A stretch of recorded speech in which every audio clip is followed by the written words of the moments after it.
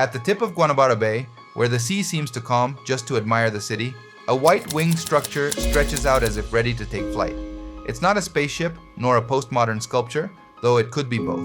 It's the Museu do Amanhã, the Museum of Tomorrow, a temple of science and conscience that doesn't aim to show what we were, but to ask what we might become. Designed by Spanish architect Santiago Calatrava and inaugurated in 2015, the building rises as a bridge between imagination and action.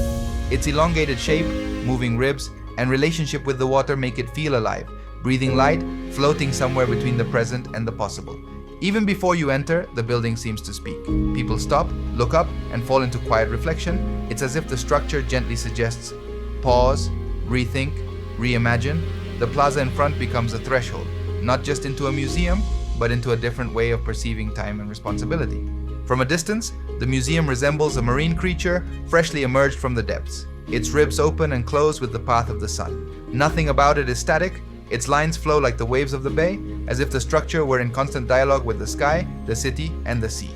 Located in Rio de Janeiro's revitalized Porto Maravilha, the museum is part of an urban transformation that seeks to reimagine the city's social and environmental fabric. While neighboring buildings speak of the past, this one speaks of tomorrow, not with certainty, but with questions. Its futuristic silhouette is only the beginning. Inside, the museum's very layout defies convention. Spiral halls, immersive domes, and multimedia installations draw visitors into an emotional experience rather than a linear exhibition. The architecture becomes narrative, each space asking a different question about our shared future. Unlike traditional museums, there are no display cases of relics here. The Museum of Tomorrow is an immersive space that explores how we might live in the next 50 years. What will happen to our climate, biodiversity, artificial intelligence? Can we coexist with the very technologies we've created? Visitors are not passive observers. They participate. They walk along an evolutionary corridor that stretches from the Big Bang to cities of the future.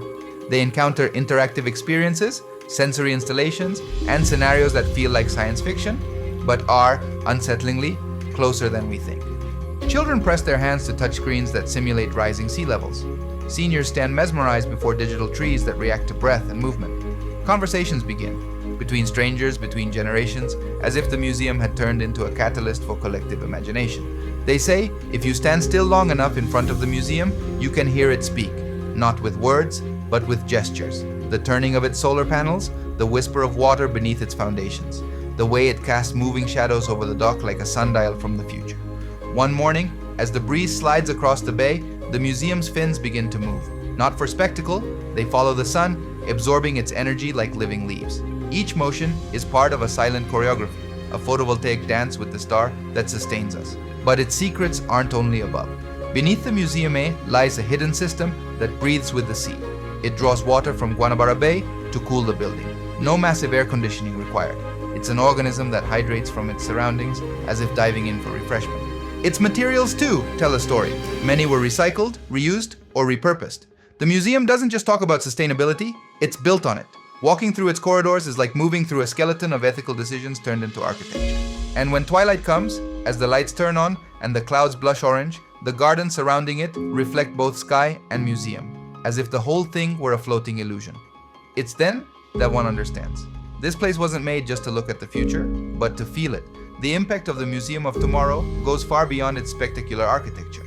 It's a symbol of a new way of thinking about knowledge, not as a hoard of data, but as a shared responsibility. It's a museum that doesn't celebrate the past, but questions the present and challenges us to imagine what comes next. Educational programs, conferences, temporary exhibitions, and living laboratories feed this space that never seems to sleep. It has welcomed millions of visitors and inspired cities around the world to reflect on their own tomorrows.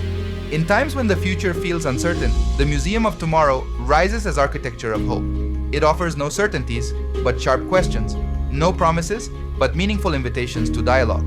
It's a building that breathes sunlight, drinks from the sea, and speaks in the language of what's to come. A white poem by the water, a beacon of the future in a city that never stops looking forward.